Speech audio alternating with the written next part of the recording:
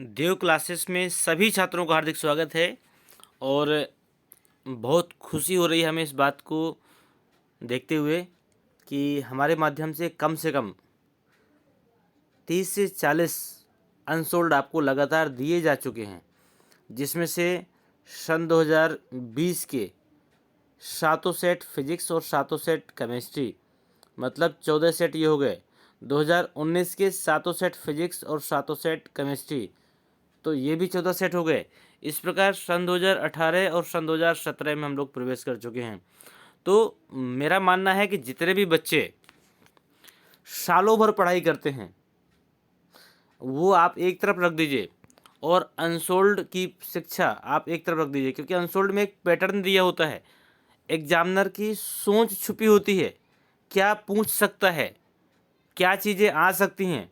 आपने साल भर क्या पढ़ा वो मैटर नहीं करता है, लेकिन परीक्षाओं में क्या आ सकता है ये बहुत बड़ी बात होती है। तो जिन बच्चों ने लगातार अनसोल्ड किए हैं वो बच्चे बहुत अच्छी रैंक करने वाले हैं। लेकिन जो बच्चों ने अभी तक अनसोल्ड स्टार्ट ही नहीं किया है उनसे एक रिक्वेस्ट है कि आप कम से कम 5 वर्षों के अनसोल्डों को हल करें। और मैं गारंटी देता हूँ कम से कम आप अपनी परसेंटेज को इस विषय में या उस हर विषय में जिसके आप अनसोल्ड कर रहे हो कम से कम 30% बढ़ा लेंगे आप। जितने भी अंक आप लाने वाले हैं कम से कम 30% अधिक अंक आपके आएंगे। यदि आपको लगता है कि मैं सिर्फ पास हो सकता हूं तो मैं गारंटी देता हूं कम से कम 80%।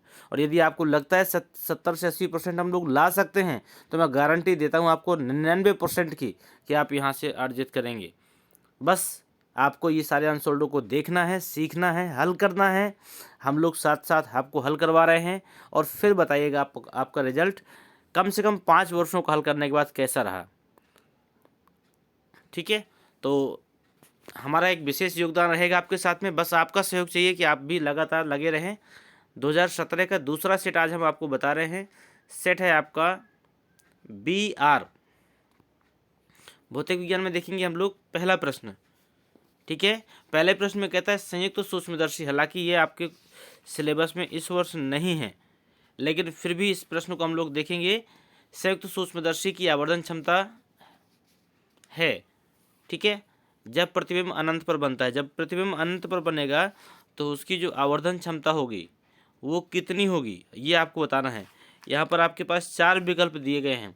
V0/U0 गुणे D/Fe, दूसरा है -U0/V0 गुणे D/Fe, तीसरा है आपका -V0/U0 गुणे D/F0, और चौथा है आपका -U0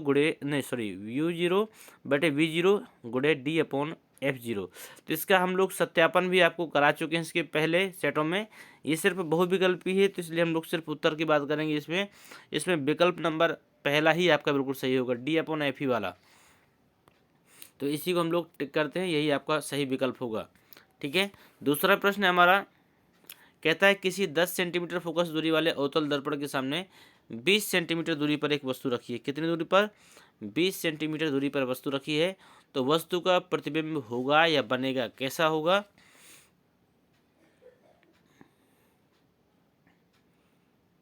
तो प्रतिबिंब बनेगा, कहाँ बनेगा? ये प्रतिबिंब आपका बनेगा दर्पण तथा वक्रता केंद्र पर बनेगा ये प्रतिबिंब। ठीक है, इसका विकल्प नंबर चौथा आपका बिल्कुल सही है। अगला प्रश्न है आपका, एक वैद्युत बल्ब पर 12 वोल्ट तथा 30 वाट लिखा है, इसमें प्रवाहित हो सकने वाली अधिकतम धारा का मान बताओ। कितना होगा बताइए? V बराबर IR होता है, आपको भी पता है V बराबर कितना होता है? I into R. तो I बराबर क्या हो जाएगा? I बराबर हो जाएगा V/R। तो V का मान कितना है यहाँ पर? V का मान है आपका 12, और R का मान कितना है? R का मान दिया नहीं गया है, तो यहाँ पर वाट लिखा है। ठीक है तो इसको भी हमने हल करवाया है पिछले सेटों में। आपके इस तरह के आपके सवाल आए हैं जिसमें से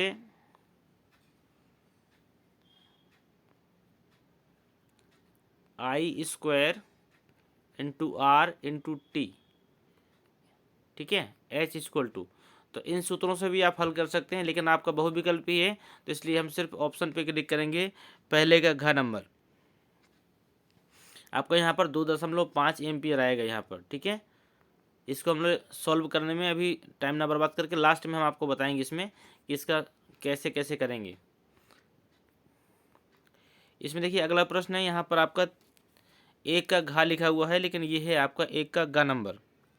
इसमें कहता है एक समान चुंबकीय क्षेत्र बी में लंबवत रखे एल लंबाई के धारावाही चालक पर लगने वाले चुंबकीय बल का परिमाण होगा, ठीक है।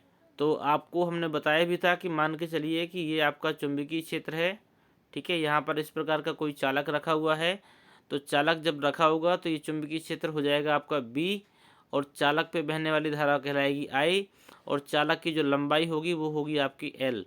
तो हमारा सूत्र बनेगा बी आई एल।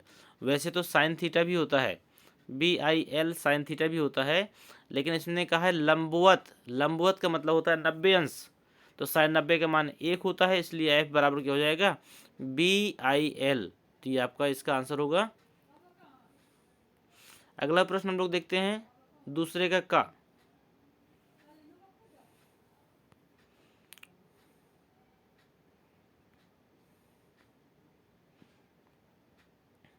इसमें कहता है एक उत्तल लेंस की मुख्य अक्ष पर प्रकाशिक केंद्र से 36 सेंटीमीटर की दूरी है। कितना है, उत्तल लेंस कह रहा है। जब उत्तल लेंस उत्तल होगा तो v का मान कैसा होता है, धनात्मक होता है। तो ये आपका कितना दिया गया है, 36 दिया गया है। और कहता है वस्तु का प्रतिबिंब भी इतनी ही दूरी पर बनता है। तो मतलब वस्तु की दूरी भी कितनी है, 36। जो वस्तु रखी है वो 36 सेंटीमीटर दूर रखी है। तो यहाँ पर उत्तल लेंस हो या अवतल हो, दोनों कंडीशन में u का मान ऋणात्मक होता है। तो यहाँ पर -36 और v का मान कितना हो गया, 36 हो गया। अब हमें निकालना लेंस की फोकस दूरी। तो आप सूत्र लगाओगे लेंस वाला, तो हो जाएगा 1/f equal to 1/v minus 1/u। तो f इक्वल टू 1/36 माइनस 1/-36। जब आप सॉल्व करेंगे तो इसका आ जाएगा 2/36। तो ये आपका f का मान कितना आ गया, 18 सेंटीमीटर। आवर्धन निकालना है तो आप निकाल सकते हैं, m बराबर v/u का सूत्र लगाकर आपका आवर्धन 1 निकल आएगा, ठीक है। चलते अगले प्रश्न में। कहता है जल और कांच का पूर्णांक। जल और कांच, जल का कितना दिया गया, 1.35, और कांच का दिया गया है 1.50। कहता है यदि प्रकाश किरणें कांच से जल में जा रही हैं, कहाँ से, कांच मतलब ग्लास से जल में जा रही हैं,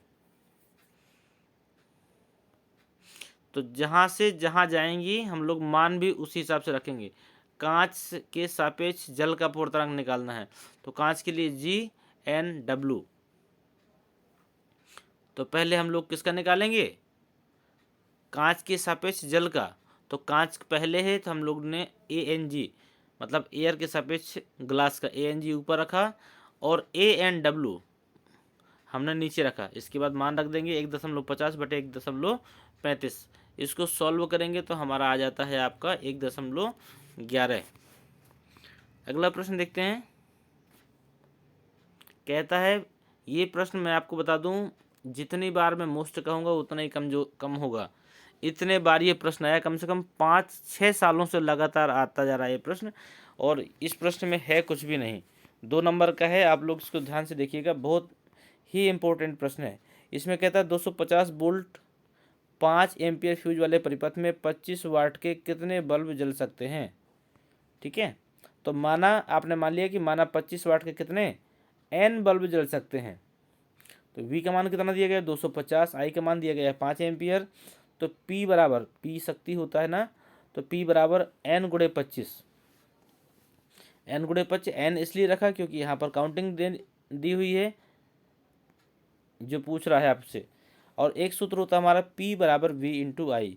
तो दोनों जगह देखिए p है, दोनों जगह p है, तो p को हमने बराबर कर दिया। तो n गुणे 25 बराबर v गुणे आई। हमें मान किसका निकालना, हमें मान निकालना है n का।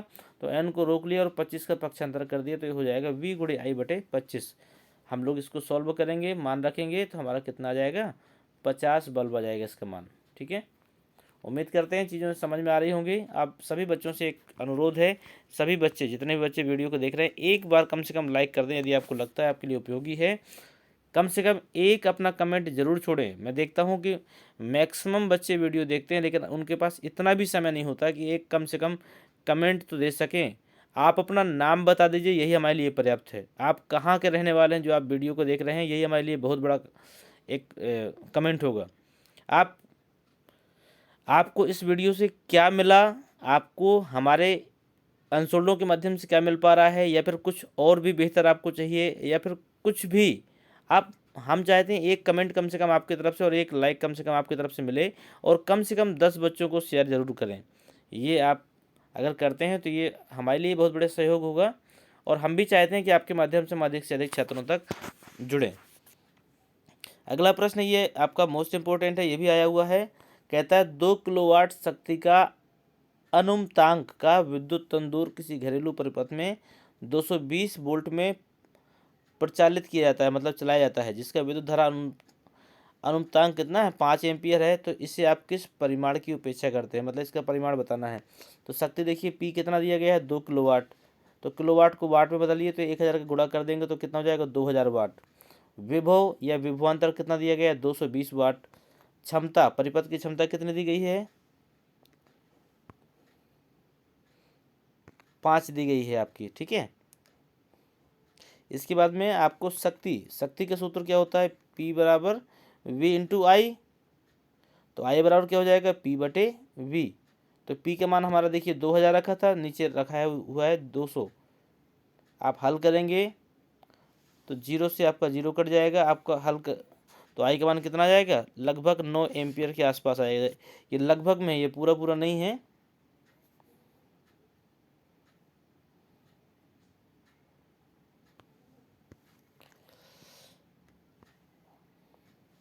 यदि धारा अनुमतांक 5 एम्पियर की है, अतः इससे अधिक धारा परिपथ को देने पर जल जाएगा। इसमें ये पूछा गया है, प्रश्न को फिर से देख लीजिएगा। विद्युत धारा का कितना दिया गया है, 5 एम्पियर का दिया गया है। यदि इससे अधिक की धारा आप देते हैं तो हमारा परिपथ क्या हो जाएगा, जल सकता है। जैसे आपने देखा होगा, यदि फ्यूज ना लगा हो और लाइट तेज आ जाए तो हमारे सारे विद्युत उपकरण फूक जाते हैं। तो इसमें यही बोला गया है कि यहाँ पर कितना आ गया, 9 एम्पियर के आसपास आ रहा है। तो यदि 5 एम्पियर से ज़्यादा हम लोगों की धारा पहुँचती है परिपथ में, तो ये परिपथ कैसा हो जाएगा, हमारा जल सकता है। अगला प्रश्न देखते हैं, 3 का है। इसमें कहता है प्रिज्म द्वारा श्वेत प्रकाश के वर्ण विक्षेपण का वर्णन कीजिए, इसका नामांकित चित्र भी दीजिए। तो ध्यान दीजिएगा यहाँ पर कि जब श्वेत प्रकाश को प्रिज्म से गुजारा जाता है तो वह 7 रंगों में विभक्त हो जाता है या विभाजित हो जाता है। यह घटना क्या कहलाती है, वर्ण विक्षेपण कहलाती है, तथा प्राप्त रंगों के समूह को वर्ण क्रम कहते हैं। अधिक तरंग दैर्ध्य वाले प्रकाश या लाल रंग का विचलन सबसे कम, ठीक है, और विचलन कम होता है, तथा कम तरंग दैर्ध्य वाले प्रकाश या बैगनी रंग का विचलन क्या होता है, सबसे अधिक होता है। तो ये आपका वर्ण विक्षेपण था, ये आपका प्रिज्म दिया गया है, ये आपका प्रिज्म से बनने वाला वर्ण विक्षेपण का क्रम दिया गया है। ये आपके रंगों के क्रम लिखे हैं, आपके जो भी क्रम है आपके, सबसे ऊपर आपका लाल रंग होता है और सबसे नीचे आपका क्या हो जाएगा, बैगनी रंग होता है।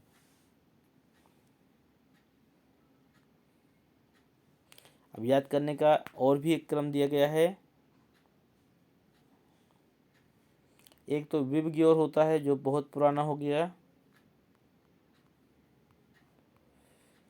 इसको हम लोग बैजानी हैप्पी नाला भी बोलते हैं हिंदी में। एक नया क्रम आपको यहाँ से मिल रहा है, इसमें कितना क्या लिखा, रोए जी की बीबी, रोए जी की बीबी। तो रोए से क्या हो गया, रेड, ऑरेंज और येलो, और जी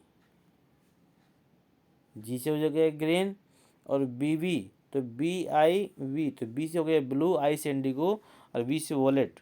तो ये आपका ये, इसके बाद में एक चीज़ और दिया गया, आपतित किरण को आगे बढ़ाने पर तथा निर्गत किरण को पीछे बढ़ाने पर उनके बीच जो कोण बनता है उसे हम लोग क्या कहते हैं, प्रिज्म कोण। प्रिज्म कोण भी कभी कभी पूछ सकता है, तो यहीं से आप प्रिज्म कोण की परिभाषा भी लिख लीजिएगा। अगला प्रश्न देखिए, दृश्य धारा जनित्र, ये भी पिछले सेट में भी आया था, इसके पिछले सेट में भी आया था। तो ये हर सेट में लगभग पूछा जा रहा है। तो पिछले सेट में हमने इसको नहीं बताया था, लेकिन इस सेट में हम आपको जानकारी देंगे इसकी। लेकिन इससे पहले हम लोग एक और जानकारी देते हैं आपको।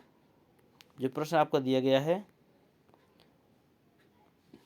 कहता है एक नामांकित विद्युत परिपथ बनाइए, मतलब एक परिपथ बनाना है जिसे आप लोग बोर्ड कहते हैं, जिसमें रेगुलेटर भी हो, स्विच हो, पंखा हो, वैद्युत बल्ब हो और घर के मेन से जुड़े हों, ठीक है, मतलब मेन सप्लाई से।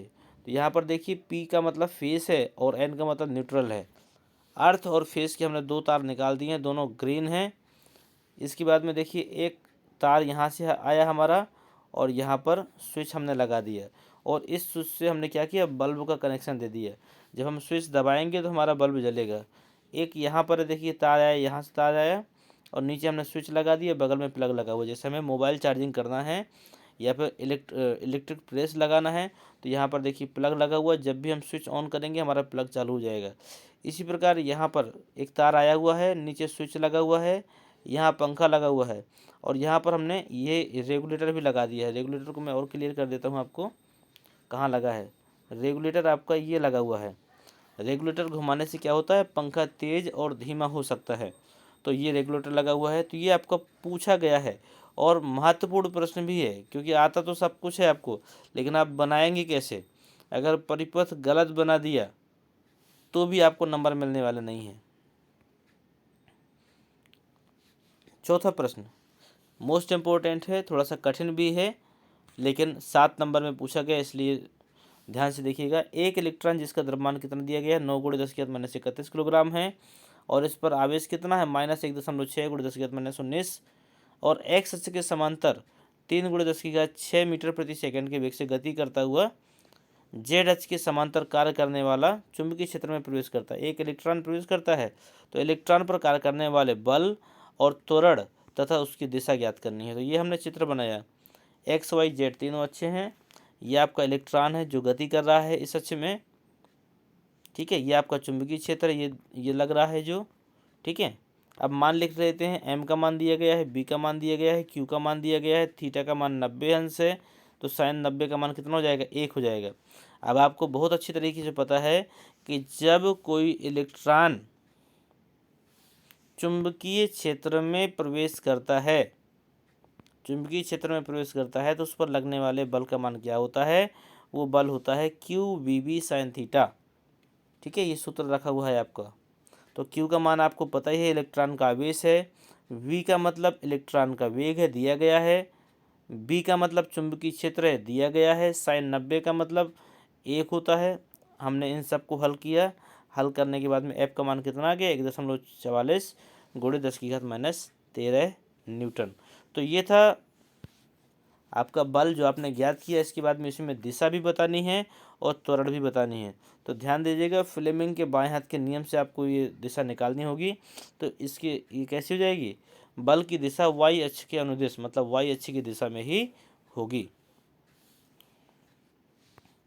लंबवत होता है ना। अब हम त्वरण निकालेंगे तो ए बराबर होता है एफ इंटू एम। कैसे हो गया, एफ बराबर एम इंटू ए होता है। तो यहाँ से ए बराबर क्या हो जाएगा, एफ बटे एम। तो एफ का मान कितना रखेंगे आप, 1.44 × 10⁻13 और एम का मान रखेंगे आप 9 × 10⁻31। आप हल करेंगे इसको तो आ जाएगा 1.6 × 10⁻17 मीटर प्रति सेकेंड स्क्वायर। दिष्ट धारा जनित्र, जितने बच्चों ने पिछले सेट में ना देखा हो वो इस सेट में देख सकते हैं। दिष्ट धारा जनित्र कहते किसे हैं, तो इसका सिद्धांत है, जब किसी बंद कुंडली को किसी चुंबकीय क्षेत्र में तेजी से घुमाया जाता है तो उसमें से गुजरने वाले चुंबकीय फ्लक्स में लगातार परिवर्तन होता रहता है, जिसके कारण कुंडली में विद्युत धारा प्रेरित हो जाती है और कुंडली को घुमाने में किया गया कार्य कुंडली में विद्युत धारा के रूप में संचित हो जाता है। ये आपका ये दिष्ट धारा जनित्र का सिद्धांत है। ये मोस्ट इम्पोर्टेंट है, लगभग हर सेट में पूछा जा रहा है, तो सभी बच्चे इसको याद जरूर कर लें, क्योंकि 7 नंबर कम नहीं होते जो आपको मिलने वाले हैं। यहाँ पे संरचना में 4 भाग होते हैं, एक होता है क्षेत्र चुंबक, एक होता है आर्मेचर। तो क्षेत्र चुंबक कहाँ होता है, जहाँ पर कुंडली घूमती है उसके चारों ओर चुंबकीय क्षेत्र लगे होते हैं, ठीक है। तो इसमें आप लिख सकते हैं, देख कर भी लिख सकते हैं, हम बताते भी हैं आपको कि यह एक शक्तिशाली चुंबकीय क्षेत्र होता है, इसमें दिशा धारा प्रवाहित होती है, ठीक है।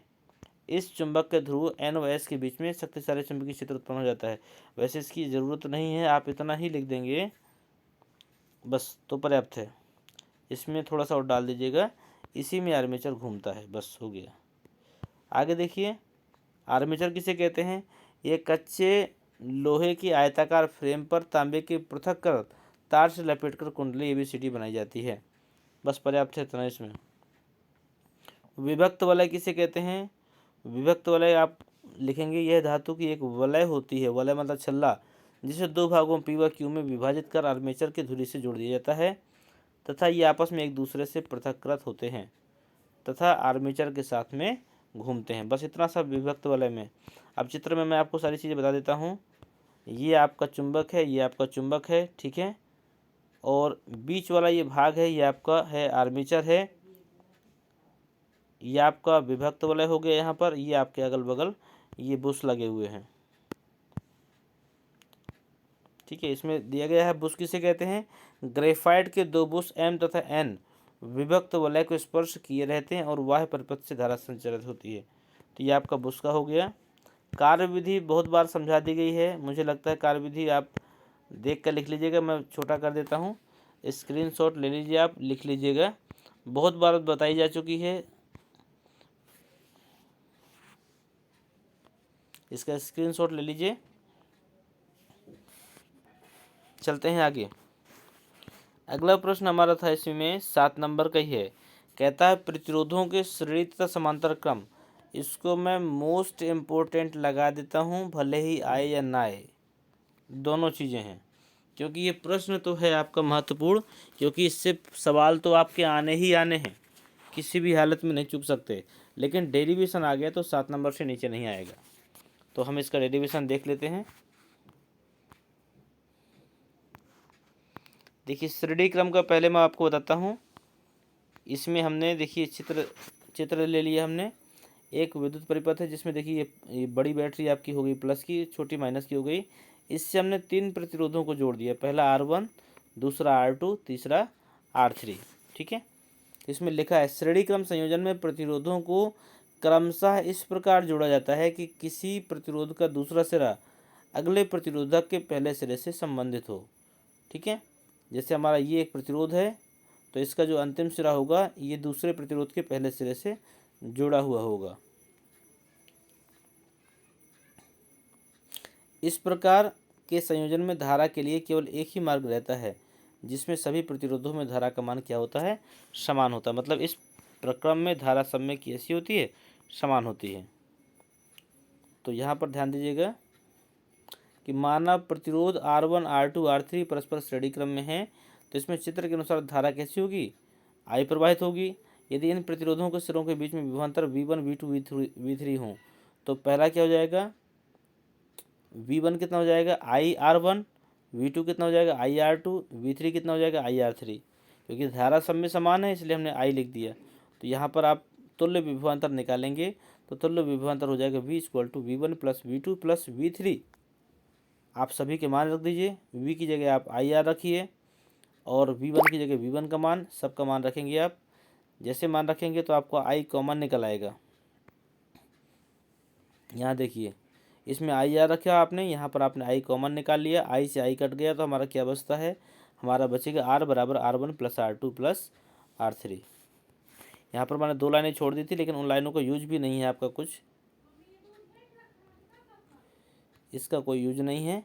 इसके बाद में आप सीधे सीधे इस लाइन को इस लाइन पे सीधे सीधे ला सकते हैं, ठीक है। अब इसमें एक क्रम और भी पूछा गया है, समांतर क्रम संयोजन। समांतर क्रम में क्या होता है मैं आपको बता दूं। समांतर क्रम में किसी भी प्रतिरोधों के पहले सिरे एक बिंदु से तथा दूसरे सिरे दूसरे बिंदु से जुड़े होते हैं, तो ऐसा क्रम क्या होता है? समांतर क्रम संयोजन होता है। इसमें क्या होता है? धाराएं विभाजित हो जाती हैं। धाराएं क्या होती हैं? धाराएं विभाजित हो जाती हैं। इसमें हिंदी आप लिखना चाहें तो लिख लीजिएगा कि माना R1, R2, R3 3 प्रतिरोधों को बिंदुओं A व B के बीच में समांतर क्रम में जोड़ा गया है। माना R1, R2, R3 में धाराओं के मान क्रमशः I1, I2, I3 हैं, तो ओम के नियम के अनुसार I1 निकालेंगे तो V/R1। इसमें विभवांतर समान होता है। समांतर क्रम में विभवांतर समान होता है और श्रेणी क्रम में धारा समान होती है। I2 का मान निकाला, I3 का मान निकाला, तीनों मान हमने निकाल लिए। इसके बाद में यदि हम तुल्य धारा निकालेंगे आप यहाँ लिख सकते हैं, यदि बिंदु A तथा B पर आने वाली कुल धारा का मान क्या है? I है। तुल्य धारा निकालेंगे तो I1 + I2 + I3। I1 I2 I3 की हम लोग यहाँ पर मान रखते हैं। तो v सबके पास कॉमन है तो v हम बाहर निकालेंगे और इस प्रकार हमारा इधर भी I बराबर v बटे आर हो जाएगा और यहाँ पर v निकाला तो v से v कैंसिल हो गया। तो क्या बचा हमारे पास 1/r बराबर 1/r1 plus 1/r2 plus 1/r3। यही हमारा समांतर क्रम का तुल्य प्रतिरोध है। तो उम्मीद करते हैं सभी बच्चों को ये वीडियो पूरी तरह समझ में आया होगा। एक एक प्रश्नों को पूरा डेफिनेशन देकर समझाई गई है चीज़ें, और वीडियो को बनाने में हम लोग काफ़ी हद तक प्रयास करते हैं कि त्रुटियां ना रहें और चीज़ों को सरल से सरल करके हम आप तक पहुंचाएं।